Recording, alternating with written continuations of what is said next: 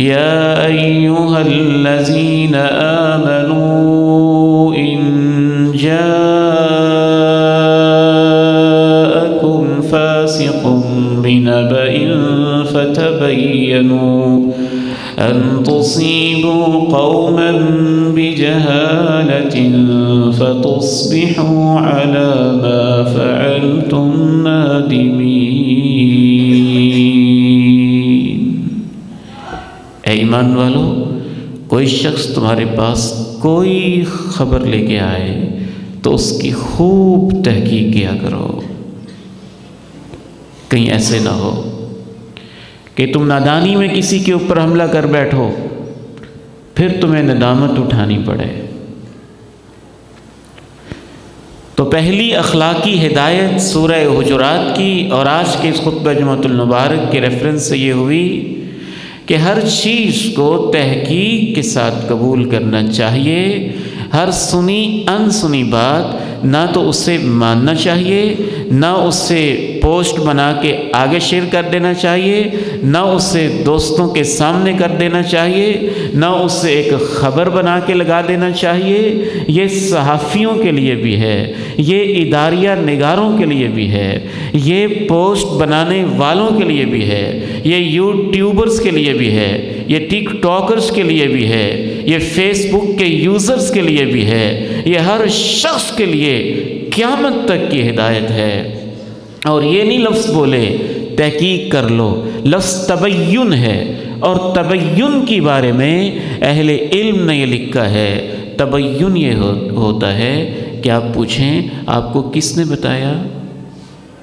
پھر غور کریں بتانے والا سچا ہے جھوٹا ہے، جو خبر لے کے آیا آپ اسے جانتے ہیں کہ نہیں جانتے،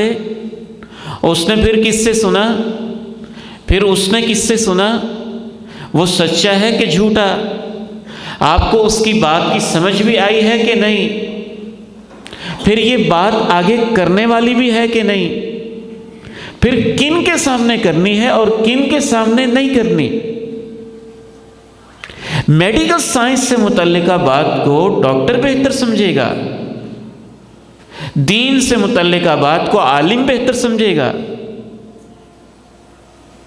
جس ڈپارٹمنٹ سے متعلقہ بات ہے، جس شعبہ حیات سے متعلقہ بات ہے، اسے اس شعبہ سے وابستہ لوگ ہی بہتر سمجھیں گے۔ نہ ہر بات ماننے والی ہے، نہ ہر بات آگے پہنچانے والی ہے، اور نہ ہی ہر سچی بات ہر کسی کے سامنے کرنے والی ہوتی ہے۔ اہل ایمان ذمہ دار ہوتے ہیں۔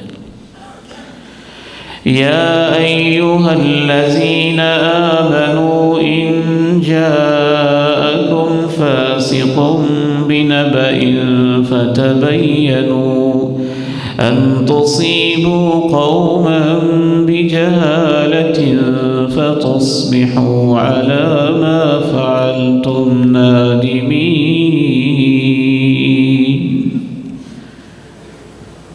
جناب سلیمان علیہ السلام کے پاس ہدہد پرندہ آتا، کہتے جناب سلیمان میں سبا بستی گیا تھا، ایک یقینی بات آپ کو بتاتا ہوں، وہاں ایک عورت بادشاہ ہے اور اس سورج کو سجدہ کر رہے ہیں اور اللہ واحد کو مان ہی نہیں رہے،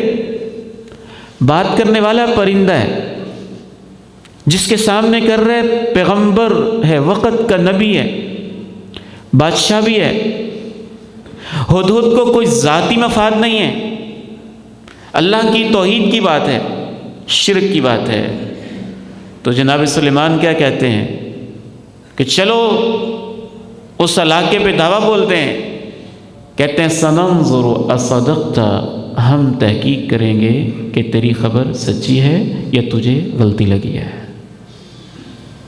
اللہ کا قرآن پڑھیں۔ پرندے سے بھی کہتے ہیں دیکھیں گے، غور کریں گے کہ جو تو خبر لے کے آیا ہے سچی ہے، حقیقت کے مطابق ہے، یا اس میں کوئی مسئلہ ہے۔ بعض دفعہ غلط خبر کی وجہ سے، غلط افواہ کی وجہ سے ایک صحافی کے لیے وہ روز کا مشغلہ ہے، وہ اس کی روز کی ایسی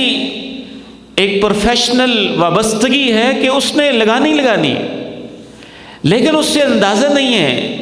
کہ اس ایک خبر سے اگلے بندے کی پوری زندگی کیسے متاثر ہوتی ہے۔ آپ کی ایک غلط خبر کی وجہ سے گھروں میں طلاقیں ہو سکتی ہیں، آپ کی ایک غلط خبر کی وجہ سے قتل ہو سکتا ہے، آپ کی ایک غلط خبر کی وجہ سے معاشی نقصان ہو سکتا ہے، آپ کی ایک غلط افواہ کی وجہ سے گھر کے اندر فساد برپا ہو سکتا ہے، آپ کی ایک غلط خبر کی وجہ سے 20 30 40 سال کی دوستی اور محبت میں دراڑیں پڑ سکتی ہیں۔ اہل ایمان غیر ذمہ دار نہیں ہوتے ہیں۔